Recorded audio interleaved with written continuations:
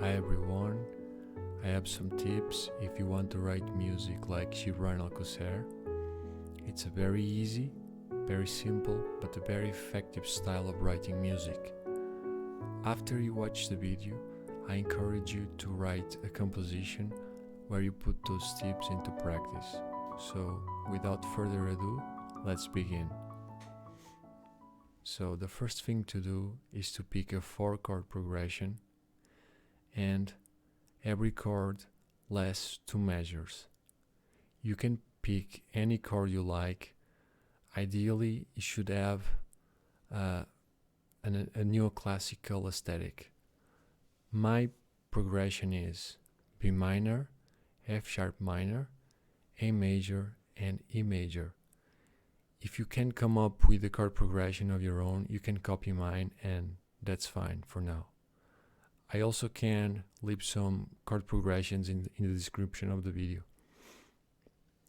Another thing is, for the bass, I'm only using the root note of the chord and the fifth. I'm not using the third or the seventh. That's one of the traits of Gibran's. So let's hear my chord progression.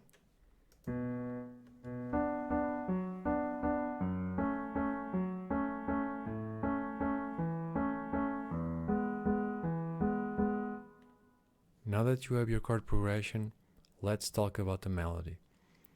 At first, I wrote a 4-bar phrase melody, a very simple one. Let me play you.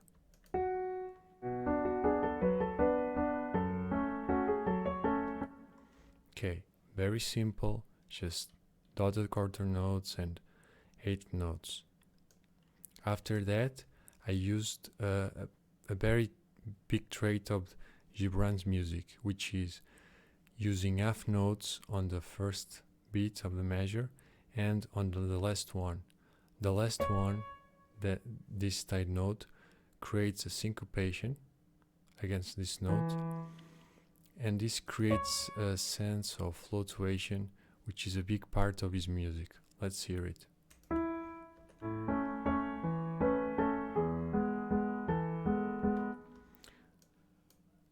And then we have a repetition of the first 4-bar phrase, but this time with a variation. So you'll come up with a 8-bar phrase, and then you repeat, but you add some variation, and that's one of the big characteristics of his music. Again, let's hear it.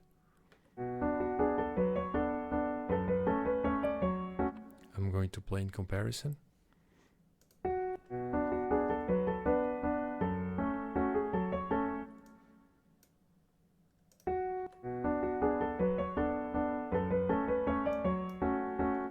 And then it repeats exactly the same. So the last four measures of the full 8-measure phrase, it's just a repetition. Let's hear the full thing.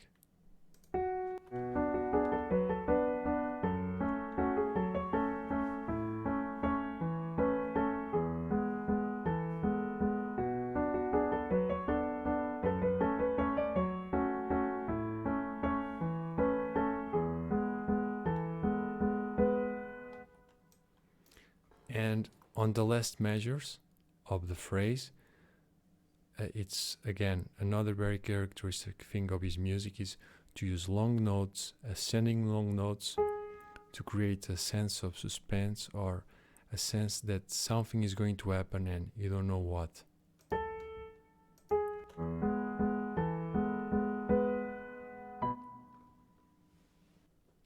Now let's talk about the chorus of the song or the hook of the song.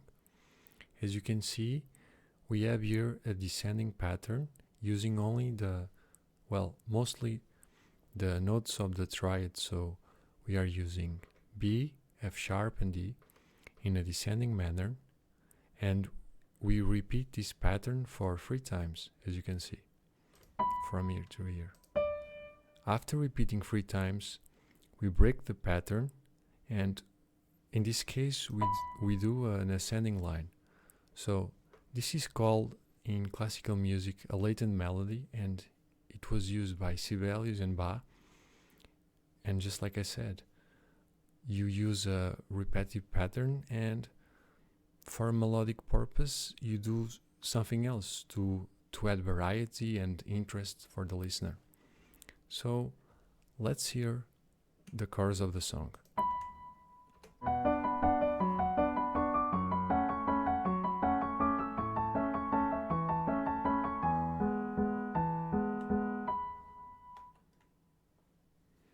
Alright, so you have the descending pattern for each chord. As you can see, for example, in the F sharp minor, you have the note C sharp, B, and F sharp, and repeats 3 times.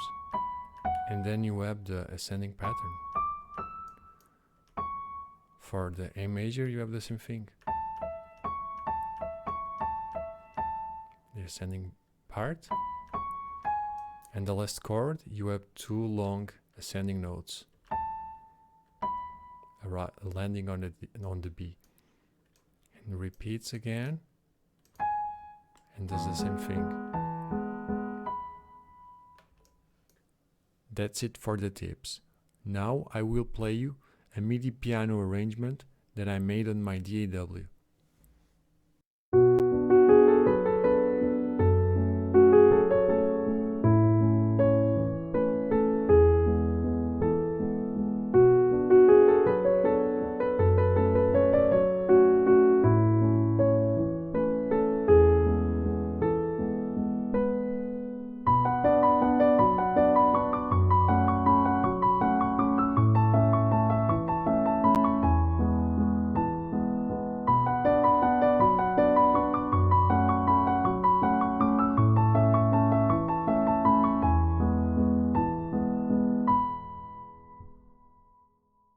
That's it for the video.